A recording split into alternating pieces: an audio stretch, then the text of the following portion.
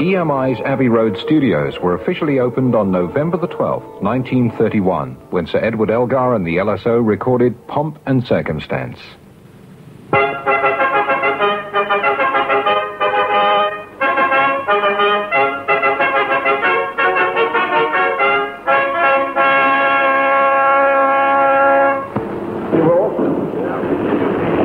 Very light program this morning. You play this tune as though you've never heard it before.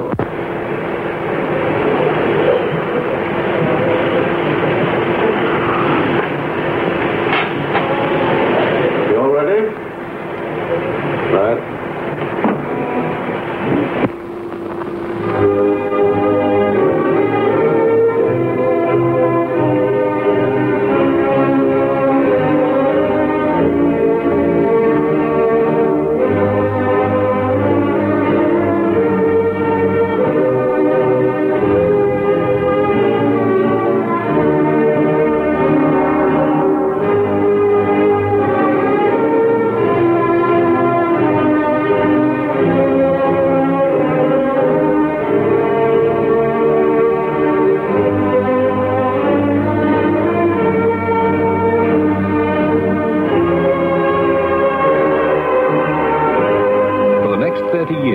Famous names in the recording world passed through these doors.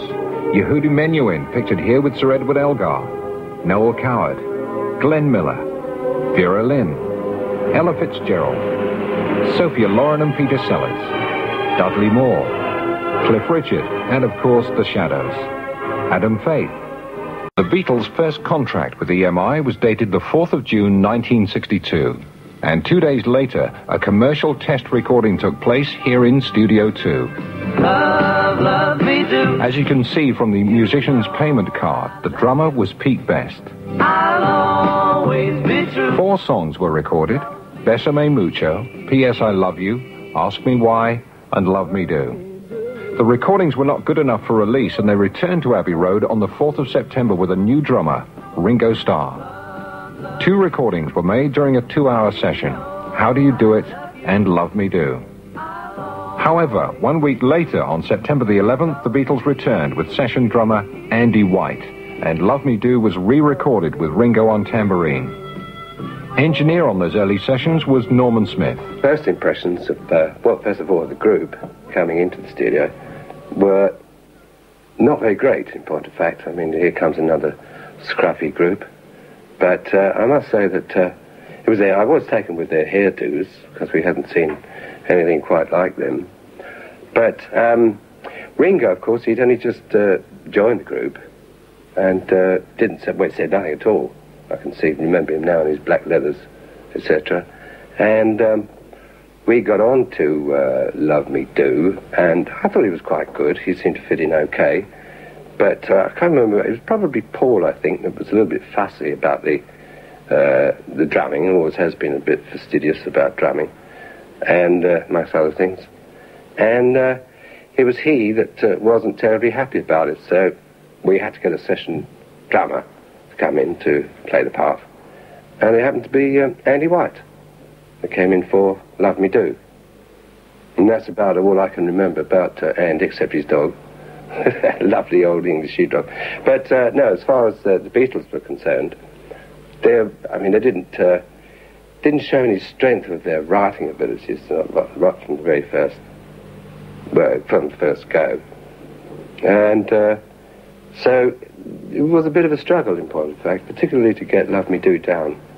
It took, I think, a very long time for those days, which was something like about 2 weeks, and quite a bit of editing, which was not very usual for a pop record of those days. One would expect to get probably a couple of A-sides, certainly an A and B side down in one session, which was 3 hours. But this, as I said. Studio 2 at the moment is being converted to record 48-track, but all the Beatles recordings for the first year were recorded 2-track. 2-track stereo recording. What we had to do was to record the backing, first of all, or, for that matter, it could have been a full vocal track as well.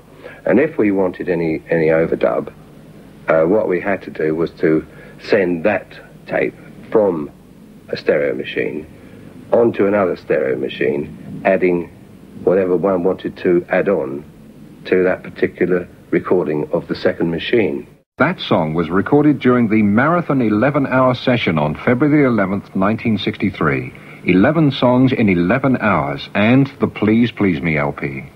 What I can remember about it was a giant can of Hacks, the throat lozenges, on the piano.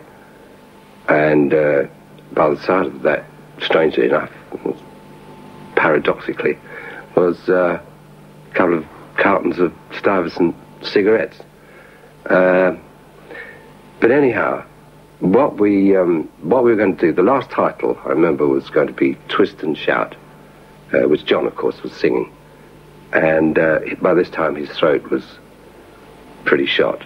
And we had to get it, well, I had to get it in one take. Otherwise, I would have been a naughty boy. And off we went, and fortunately, we got it in one take. A few weeks after the Please Please Me album session, they recorded an as-yet unreleased version of One After 909, later re-recorded for the Let It Be album. This was recorded during the same session as From Me to You and Thank You Girl on March the 5th, 1963. And then, exactly a year after the Love Me Do session, September the 11th, 1963, and With the Beatles. The following month, the most important innovation as far as the Beatles' recording career was concerned took place here in Studio 2, the conversion from 2-track recording to 4-track. Well, it was very exciting times because obviously it was the start of the multi-track industry, and we were much more comfortable with having now 4 tracks to play with rather than having to get it all down in as a live performance, which obviously had its difficulties as far as the sound engineer was concerned, and for that matter for the artists themselves too, because one mistake meant that you had to stop and go right back to the beginning. But with multi-track, even just 4 tracks, what it meant was that we could continue and erase any particular track that had maybe gone wrong, where you'd got a separate instrument or voice or whatever. I think we always liked to do it live as best we could, but one would separate the tracks. In other words, perhaps have always bass on one and drums on another track, and guitars on the 3rd track and vocals on the 4th track. So what this meant was that subsequently you could mix to whatever balance you wanted to finish up with. Gave you the flexibility of being able to change, or the producer at least be able to change his mind afterwards, just how far forward, for instance, he would like the vocals to be, or any particular instrument. One could put tone control on afterwards. It took the pressure initially off recording. So yes, it was a great transitional period as far as certainly the technical staff were concerned, and obviously helped the artists and, of course, the producer. Legend has it that there is a wealth of unreleased Beatles songs in the EMI vaults, and whilst there are many different versions of the songs that have been released, there are just 4 unreleased songs. How do you do it? That means a lot if you've got troubles, and this one. This is not a Lennon-McCartney original, but an old rhythm and blues song, first recorded in 1959 by Little Willie John, as yet unreleased. That was recorded on August the 4th, 1964, the same day as this. Now, to show how some songs developed in the studio, here's take 1 of She's a Woman. Now, to end part 1 of the Beatles at Abbey Road, here's Help, before the vocals were added.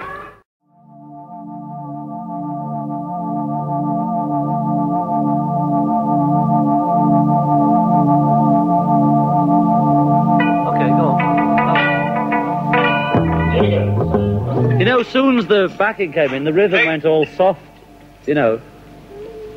There's unfamiliar versions of 2 songs from Rubber Soul. Take 1 of Norwegian Wood and take 1 of I'm Looking Through You.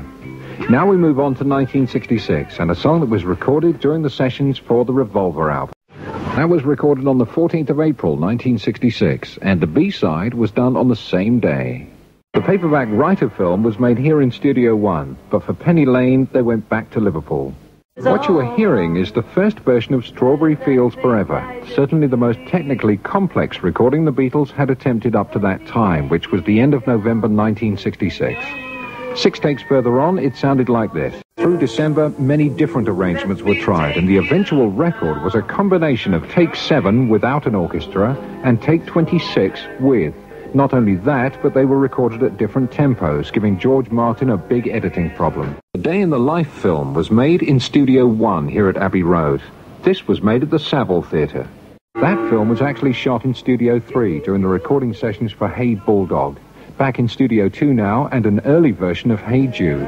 Hey Jude was recorded during the sessions for the White Album, and one of the songs on that was While My Guitar Gently Weeps.